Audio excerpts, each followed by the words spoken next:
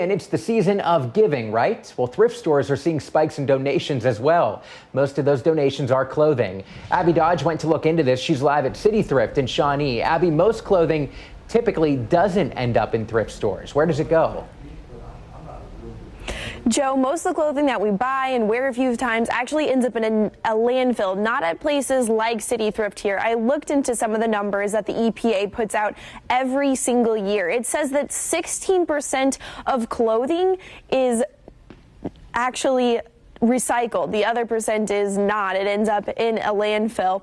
And 50 million tons of clothing every year actually is what ends up in the landfill.